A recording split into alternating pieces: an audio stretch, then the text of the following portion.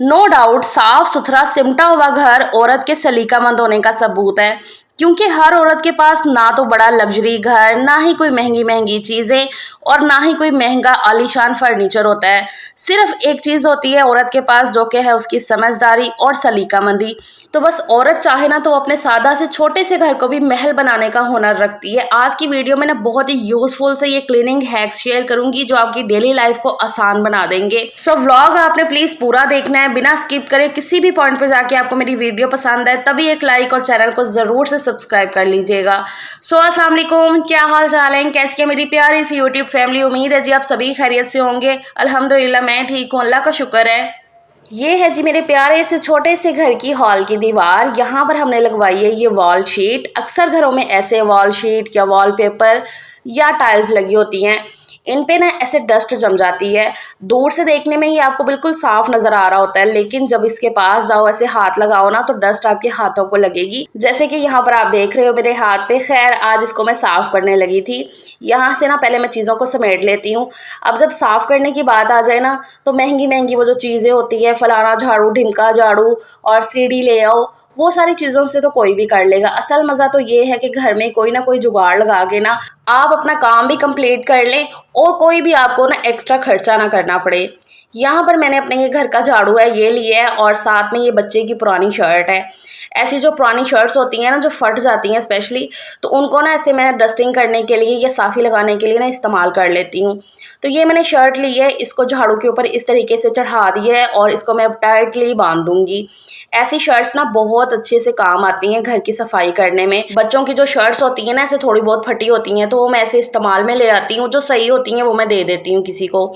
यहाँ पर ना झाड़ू के ऊपर ये शर्ट को मैंने टाइटली दोनों तरफ से बांध दिया है ताकि ये निकले ना बिल्कुल भी।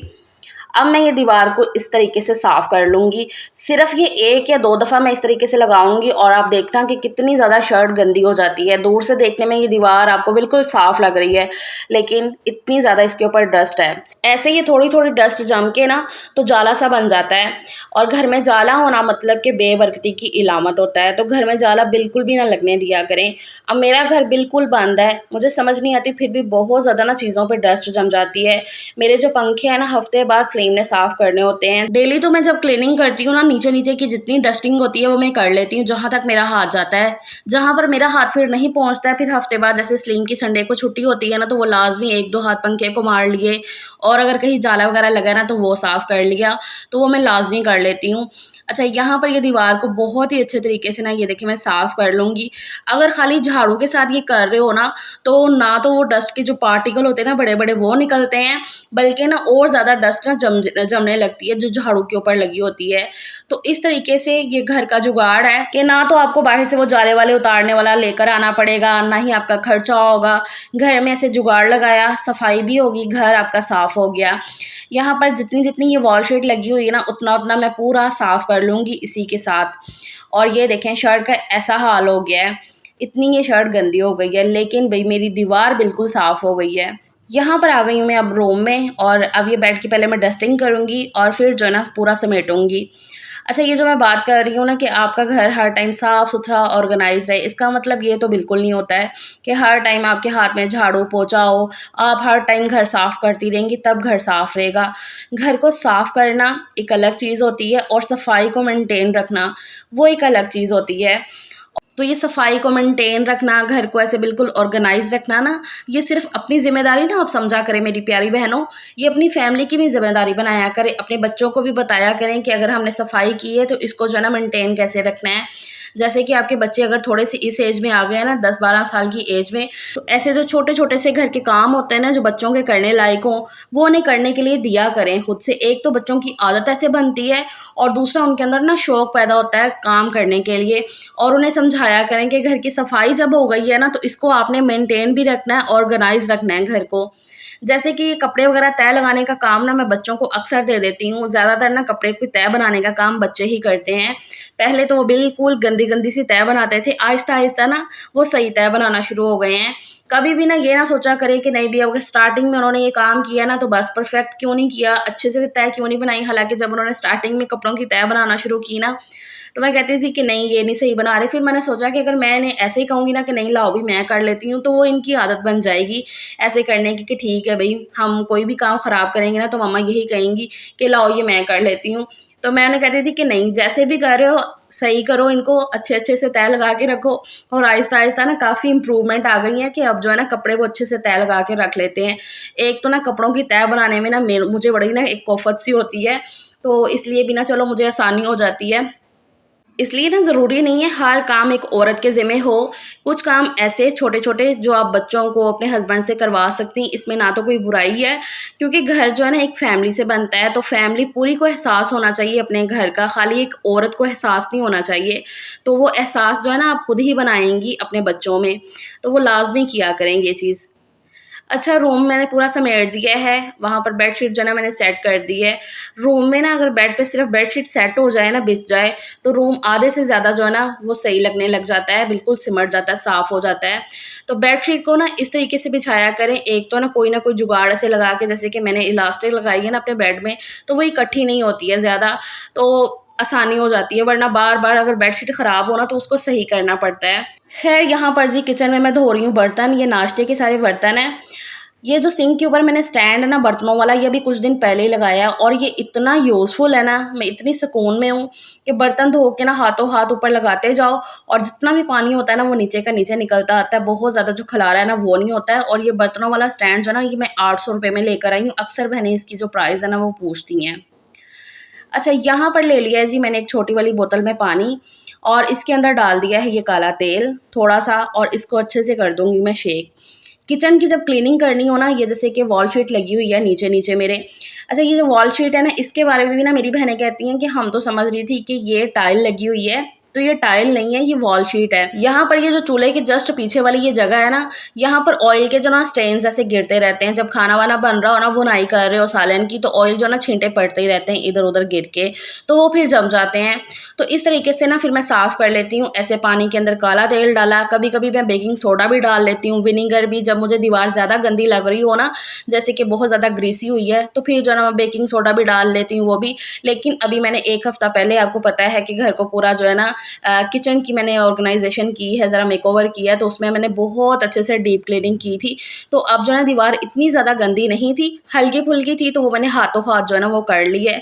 इस तरीके से भी काम जो है ना हाथों हाथ अगर आप करते रहेंगे ना थोड़ा-थोड़ा करके, तो वो महीने बाद आपको जो है ना बहुत ज़्यादा बर्डन ही फिर नज़र आएगा, जब आप थोड़ा-थोड़ा काम कर लेंगी। इससे एक तो ये होगा कि आपका घर, किचन जो है ना एकदम साफ़-सुथरा भी रहेगा और दूसरा जो है ना आपके ऊपर बहुत ज़्यादा बर्डन भी होगा कि नहीं भी महीने बाद आप सफाई कर रहे हैं तो बहुत ज़्यादा काम निकल के आया हुआ है। तो इसलिए ना अपने आप को ऐसे आसानी दिया करें, थोड़े-थोड़े काम साथ के साथ ही करती रहा करें। यहाँ पर जी अब मैं झाड़ू लगाने की बारी आ गई है। पूरा घर समेट के किचन के सारे बर्तन-शर्तन करके ना उसके बाद एंड पे झाड़ू लगती है।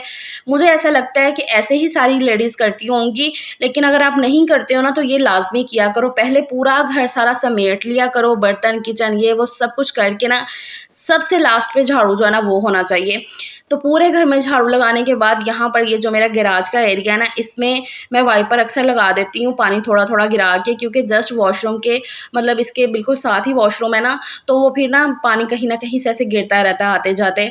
सो इसलिए यहाँ पर मैं ऐसे ही करती हूँ, थोड़ा-थोड़ा सा ऐसे पानी गिरा के ना तो वाइपर लगा देती हूँ। तो वही मैंने गैराज का एरिया धो के वहाँ पर वाइपर कर दी है और अब मैं पूरे घर में जो है ना बाकी साफ़ी लगा दूँगी। आजकल ना ज़्यादातर मैं वैसे साफ़ी लगा रही हूँ, झाड़ू और साफ़ी कर रही हूँ, मतलब कि धोना जो है ना घर को वो 10-15 दिन बाद हो रहा है। क्योंकि एक तो ना आजकल जैसा मौसम चल रहा है, जल्दी पानी सूखता नहीं है, खुश्क नहीं होता है। और दूसरा जो ना ये मेरे घर की जो ढलान है ना वो भी सही से नहीं बनी हुई है, तो पानी जो है ना बाहर आने की बजाय अंदर की तरफ जाता है, मतलब कि किचन की तरफ जाता है, जितना भी सारे घर का पानी ना किचन की तरफ। तो वो फिर ना मुझे बड़ी ही मुश्किल हो जाती है, काफ़ी टाइम लग जाता है। सो इसलिए ना धोना तो होता है, ज़ाहिर-सी बात है मुश्किलों को तो हमने देखना नहीं होता, लेकिन जब मुझे बहुत गंदा लगे तब मैं धो भी लेती हूँ, वरना ऐसे 1-2 दफ़ा अच्छे से साफ़ी लगा दो तब भी घर पूरा साफ़ हो जाता है, नीट एंड क्लीन। यहाँ पर अब मैं खुद फ्रेश होके आ गई हूँ और हल्की-फुल्की सी ज़रा स्किन केयर कर लेती हूँ। स्किन केयर मतलब कि एलोवेरा जेल लगाई और क्रीम वगैरह लगा के अपना ख़्याल आप लाज़मी रखा करें। घर पूरा साफ़ करने के बाद ये ना कहा करें कि बस अब घर कर लिया, अब मैं आराम से बैठ जाऊँ। आराम से आप बैठा करें, लेकिन उससे पहले अपना ज़रा जो है ना हाल सुधारा करें, खुद फ्रेश हुआ करें। अब घर साफ़ है, खुद आप जो है ना ऐसे बैठी हुई हैं वो भी अच्छा नहीं लगता है, और ख़ुद आप बनी-सवरी बैठी हुई हो और घर आपका गंदा है वो भी अच्छा नहीं लगता है। इसलिए ना दोनों चीज़ों को साथ लेकर चला करें। अस्सलाम वालेकुम, क्या हाल चाल है। वैसे तो वीडियो चल रहा था, आज मेरा दिल किया इस तरीके से आपसे बात करने को। मैं और ज़यान आए हैं छत पे। ज़यान हेलो, ज़यान से अस्सलाम वालेकुम। अस्सलाम वालेकुम बोलते हैं मुँह से। वालेकुम अस्सलाम नहीं, अस्सलाम वालेकुम। अस्सलाम वालेकुम कहते हैं। ज़यान के बाल बड़े हुए हैं, कटवाने वाले हैं। अभी मैं छत पे आई हूँ। मौसम इतना इतना इतना कोई खूबसूरत हुआ है ना कि बारिश नहीं हुई है, एक बूंद भी बारिश नहीं हुई है आज। बस मौसम ना ऐसे ही बादलों वाला है। हल्की हल्की सी धीमी धीमी हवा चल रही है। इतना सुकून हो रहा है ना, कहते हैं ना सच में दिल को सुकून देने वाला मौसम, तो वो हुआ है। मुझे इतना अच्छा लग रहा था नीचे से ही, तो मैं आ गई छत पे। मैंने कहा कि चलो ज़रा थोड़ा सा घूम के आते हैं। आजकल ना मैं सुबह सुबह भी आ जाती हूँ, और अब ना दिन ऐसे हो गया है ना कि सुबह सुबह जो अर्ली मॉर्निंग होती है ना, उसमें भी छत पे आना मैं कहती हूँ बड़ा ही अच्छा लगता है। मैं तो आती हूँ 4-5 दिन से ना, मैं आ रही हूँ। इतने खुश ना हो आप, डाइटिंग नहीं मैं भी कर रही हूँ, करूँगी, लेकिन वैसे मैं सुबह आ जाती हूँ छत पे, ज़रा थोड़ा सा वॉक शॉक हो जाती है और अच्छा लगता है। ज़यान देखो कैसे चुप होके बैठ गया। ज़यान क्या हुआ है? सुकून हो रहा है। सेकंड चीज़ मैं इसलिए भी बहुत ज़्यादा हैप्पी हूँ, खुश हूँ अल्हम्दुलिल्लाह से, कि सिर्फ 20 सब्सक्राइबर रह गए हैं 7000 होने में। मेरे 7000 सब्सक्राइबर होने में सिर्फ 20 रह गए हैं, और वो इंशाल्लाह हो सकता है ये व्लॉग जब ये व्लॉग कल जाएगा तो इससे पहले ही हो जाए। मेरा दिल कह रहा है कि मैं और थोड़ी देर तक मैं लाइव आऊँ, रात को ना मैं लाइव आऊँ, मेरा दिल कह रहा है। अगर तो मैं फ्री हुई ना तो मैं इंशाल्लाह आज लाइव आऊँगी, और लाइव में जो ना अपने 7000 सब्सक्राइबर कंप्लीट करवा लूँ। दिल कह रहा है। हालांकि कल तक इंशाल्लाह हो जाएंगे, होपफुली, मुझे यकीन है अपने अल्लाह ताला पे और आप सब पे भी। लेकिन फिर भी एक वो होता है ना ज़रा कि दिल कह रहा है आज ही हो जाए 7000 सब्सक्राइबर, और एक मैं वो वाली खुशी मैं फ़ील कर रही हूँ, अभी ही कर रही हूँ, क्योंकि यूट्यूब फैमिली का मेम्बर जब बढ़ता है ना तो दिल को तसल्ली, एक दिल को सुकून होता है। बहुत बहुत बहुत ज़्यादा मेहनत, ज़ाहिर सी बात है, इतना ज़्यादा स्ट्रगल मेहनत की है मैंने, और अब जो ना आहिस्ता आहिस्ता उसका जो फल मैं देख रही हूँ कि मेरी फैमिली बढ़ रही है, तो अल्हम्दुलिल्लाह। Thank you so very much. हम दो हमारे 3 व्लॉग्स के एक एक मेंबर का मैं दिल से शुक्रिया अदा करती हूँ। Thank you so very much. ये आप सबका जो प्यार मुझे मिला है, मैं ना कभी कभी ऐसे बैठ के सोचती हूँ कि अल्लाह ताला मतलब इतनी पॉजिटिव ऑडियंस देने के लिए थैंक यू सो मच। अल्लाह का मैं शुक्र अदा करती रहती हूँ, और आपका भी। लोग मुझे देख रहे हैं कि बाजी पागल हो गई है यूट्यूब, तो मैं देखती हूँ रात तक, अगर मैं बिल्कुल फ्री रही तो फिर मैं इंशाल्लाह लाइव ज़रूर आऊँगी, इंशाल्लाह। फाइनली अल्हम्दुलिल्लाह से जी, जैसे कि मैंने कहा था, ये होता है यकीन, कि मुझे पता था कि मेरे कल तक जो है ना अल्हम्दुलिल्लाह से 7000 सब्सक्राइबर कंप्लीट हो जाएंगे, और अल्हम्दुलिल्लाह से हो गए। ये आप सबका प्यार, सपोर्ट और मेरे अल्लाह ताला का करम है मुझ पे।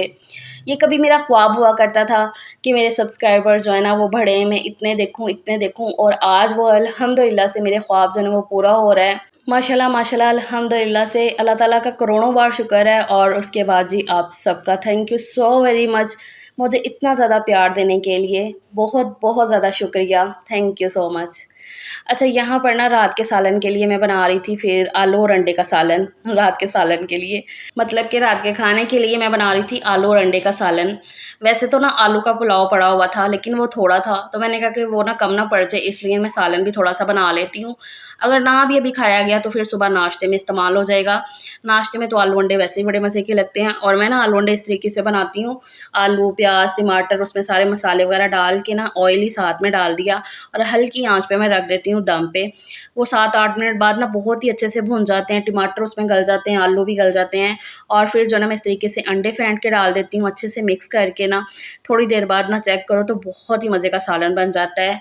यहाँ पर दूसरी साइड में जो है ना मैंने रखे हुए हैं चावल, ये आलू का पुलाव जो है ना ये गर्म करने के लिए हल्का से इसमें मैंने पानी का छींटा लगा दिया था, और बिल्कुल दम वाली आँच पे मैं इनको गर्म कर लूँगी। और ये है जी मेरा आलू अंडे का सालन मज़ेदार सा। इसके ऊपर मैं धनिया और सब्ज़ मिर्चें डाल देती हूँ, मुझे ना इसके ऊपर सब्ज़ मिर्चें से कच्ची बड़ी मज़े की लगती हैं। फाइनली जी ये मेरा आज का व्लॉग था, उम्मीद करती हूँ आपको पसंद आया होगा, तो फिर लाइक शेयर, चैनल को प्लीज़ सब्सक्राइब कर लीजिएगा, और अपनी दुआओं में और ज़्यादा याद रखिएगा। अल्लाह हाफ़िज़, thank you so very much.